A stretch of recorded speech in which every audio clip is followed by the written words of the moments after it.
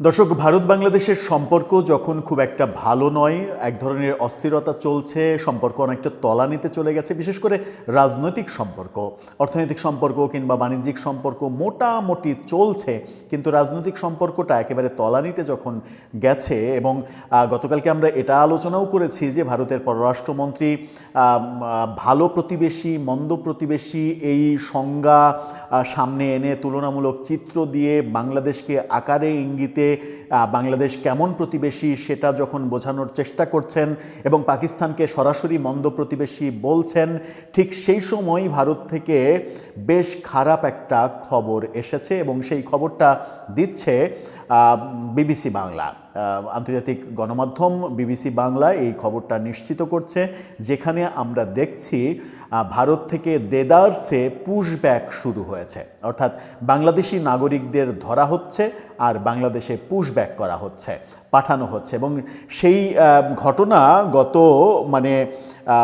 3 মাসে 2000-এর বেশি পুশব্যাকের ঘটনা অলরেডি ঘটে গেছে, এমন ভয়াবহ তথ্য দিচ্ছে বিবিসি বাংলা। কি ঘটছে আদতে ভারতে, বিশেষ করে আসামে কি হচ্ছে, আসাম থেকে কেন এই রেগুলার পুশব্যাকটা করা হচ্ছে, চলুন একটু জেনে দেখি বিবিসি বাংলা কি বলছে, আদতে পরিস্থিতি কোন দিকে যাচ্ছে, সেই আলোচনাই করব এই ভিডিওতে। থাকবেন পলিটিক্স টিভির নিয়মিত আয়োজনে।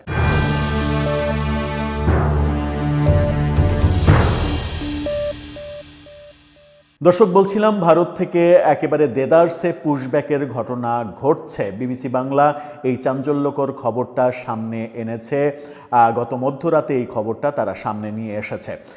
খবরে বিবিসি যেটা বলছে, তাদের শিরোনামটা দেখে নিন, সেখানে বলছে আসাম থেকে 3 মাসেই 2000 জনকে বাংলাদেশে পুশব্যাক করা হয়েছে।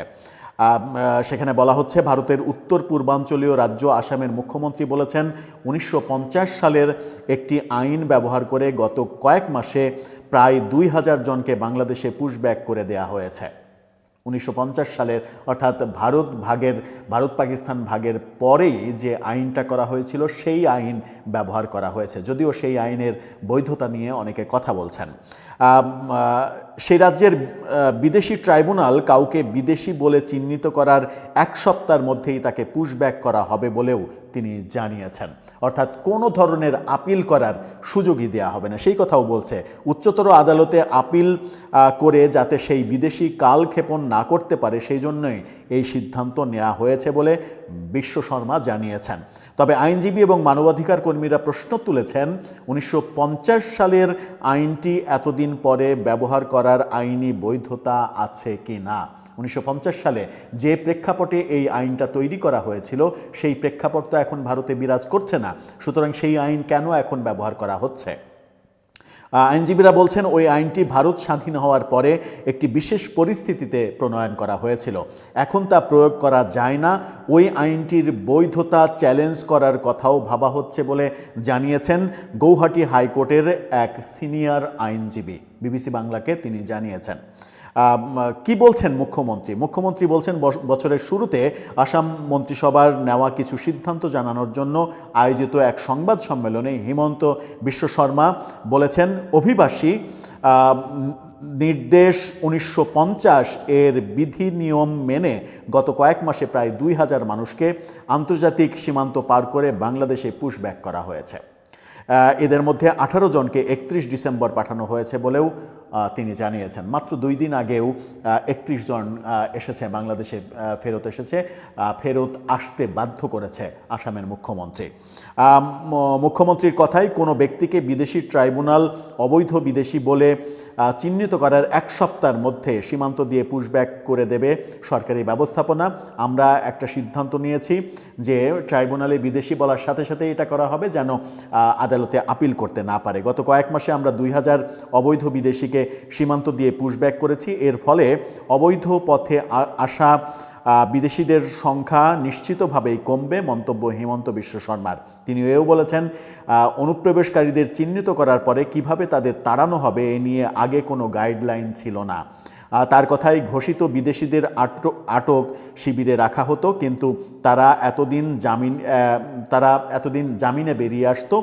আমরা কোনো প্রত্যর্পণ চুক্তির কথা বলছি না, আমাদের প্রয়োজন নেই, শুধু পুশব্যাকই বিদেশিদের মোকাবেলা করার নতুন উপায়, তিনি একেবারে সাফ জানিয়েছেন। কোনো প্রত্যর্পণ চুক্তির ধার ধারবে না, পুশব্যাক করে দেবে, বিদেশি চিহ্নিত হওয়ার সাথে সাথে পুশব্যাক করে দেবে, এবং সেটা বাংলাদেশের ব্যাপারে অধিকতরভাবে কার্যকর করা হচ্ছে। 50 সালের আইন আদতে কি বলছে? আসামের মুখ্যমন্ত্রী হিমন্ত বিশ্ব শর্মা যে পুরনো আইনটি ব্যবহার করার কথা প্রথমবার বলেছিলেন 2025 সালের জুন মাসে, এই আইনটি তৈরি করা হয়েছিল 1950 সালে। ওই আইনটি বাংলাদেশ তৈরি হওয়ার অনেক আগেই পাকিস্তান আমলে তৈরি হয়েছিল। সেটির নাম দেয়া হয়েছিল অভিবাসী নির্দেশ 1950। আসাম থেকে বহিষ্কারের কথা বলা হলেও এই নির্দেশ পুরো ভারতেই বলবৎ করা যাবে বলে আইনটিতে লেখা রয়েছে। ভারতের বাইরের কোনো জায়গার নাগরিক যদি নির্দেশটি বলবৎ হওয়ার আগে বা পরে আসামে এসে থাকেন এবং সেই ব্যক্তির আসামে বসবাস যদি ভারতের নাগরিকদের স্বার্থের পরিপন্থী হয়, তাহলে ভারত সরকার এই ব্যাপারে ব্যবস্থা নিতে পারবে। কোন তারিখের মধ্যে কোন পথ দিয়ে ফেরত যেতে হবে সেটাও নির্দিষ্ট করে দিতে হবে বহিষ্কারের নির্দেশে, অর্থাৎ হাইকোর্ট থেকে, মানে তাদের যে কোর্ট, সেই কোর্ট থেকেও বলে দেয়া হবে, লেখা আছে সেই আইনটিতে। ওই নির্দেশটি পাকিস্তান আমলের, তাই সেখানে এও লেখা আছে যে কোনো ব্যক্তি যদি পাকিস্তানের সেই সব এলাকা থেকে বাস্তুচ্যুত হয়ে আসামে এসে থাকেন, যে এলাকায় অশান্তি হচ্ছে বা অশান্তি হওয়ার আশঙ্কা আছে, সেই ক্ষেত্রে এই নির্দেশ বলবৎ হবে না। কেন্দ্রীয় সরকার বা আসাম, মেঘালয়, নাগাল্যান্ডের কোনো সরকারি অফিসার ওই নির্দেশ কার্যকর করতে পারবেন না বলেও আইনটিতে বলা আছে। 75 বছর আগের আইন ব্যবহার নিয়ে তাই প্রশ্ন উঠেছে, অনেকেই প্রশ্ন তুলছেন এবং অনেকে বলছেন যে এই আইনটা আদালতে চ্যালেঞ্জ হওয়ার মতো আইন, কিন্তু আদালতে চ্যালেঞ্জ হওয়ার মতো আইন বললেও কোনোভাবেই এটা মানতে রাজি নন আসামের মুখ্যমন্ত্রী। সেই কারণেই বিবিসি বাংলা শিরোনামই দিয়েছে, আসাম থেকে 3 মাসে 2000 জনকে বাংলাদেশে পুশব্যাক করা হয়েছে। এই যে বড় একটা খারাপ খবর, মানে আসাম থেকে এই খবর উৎপাদনের কারণটা কি? উৎপাদন কি এমনি এমনি হয়েছে, নাকি এই খবরটা উৎপাদন করার জন্য আমরাও কিছুটা ভূমিকা রেখেছি? এখন কাদেরকে পুশব্যাক করা হচ্ছে? আমাদের দেশ স্বাধীনের পরে 1971 সালের পরে, 1971 সালে যে দেশের মানুষ ছিল 7 কোটি, সেই দেশে প্রায় 33 থেকে 35% সনাতন ধর্মের লোক ছিল। এই যে 33 থেকে 35% সনাতন ধর্মের লোক বসবাস করতেন বাংলাদেশে, সেই পার্সেন্টেজ এসে এখন 2025 সালে পার্সেন্টেজ হয়েছে 5 থেকে 7%। এই যে 5 থেকে 7%-এ নেমেছে, 35 থেকে 5%-এ কিংবা 7%-এ নামা এই যে বিশাল সংখ্যার মানুষ, এই বিশাল সংখ্যার মানুষ কিন্তু স্বাধীনতার পর থেকে 2025 পর্যন্ত এই 54 বছরে নানাভাবে কখনো নারীর টানে, কখনো বাধ্য হয়ে, কখনো নির্যাতনের শিকার হয়ে বাংলাদেশ থেকে ভারতে চলে গেছেন। বাংলাদেশ থেকে ভারতে চলে গেছেন যারা, তাদেরকে যদি টার্গেট করা হয়, মানে এই আইনটা, সেখানে আইনে বলা আছে 1950 সালের আইন তৈরি হওয়ার পরে যারা এই ভারতে অবৈধভাবে যাবে, যাদেরকে অবৈধ মনে করা হবে, তাদেরকে পুশব্যাক করা হবে। তো 50 সাল মানে হচ্ছে বাংলাদেশ স্বাধীনের আরও 21 বছর আগের ঘটনা আইন। সুতরাং 50 সালের পরে, 71-এর পর থেকেই এই বাংলাদেশ থেকে সনাতন ধর্মের লোকদের যাওয়া শুরু হয়েছে। এই ব্যাপক সংখ্যক লোকের যদি ভারত টার্গেট করে, এই ব্যাপক সংখ্যক লোককে যদি টার্গেট করে, তাহলে কি পরিস্থিতি তৈরি হবে? সেই পরিস্থিতিকে আমরা সামাল দিতে পারবো? আর এই পরিস্থিতি এমনি এমনি কি ভারতে তৈরি হচ্ছে, নাকি এই পরিস্থিতি তৈরি হওয়ার প্রেক্ষাপট রচনার ক্ষেত্রে আমরা নিজেরা অনেক বড় ভূমিকা রাখছি?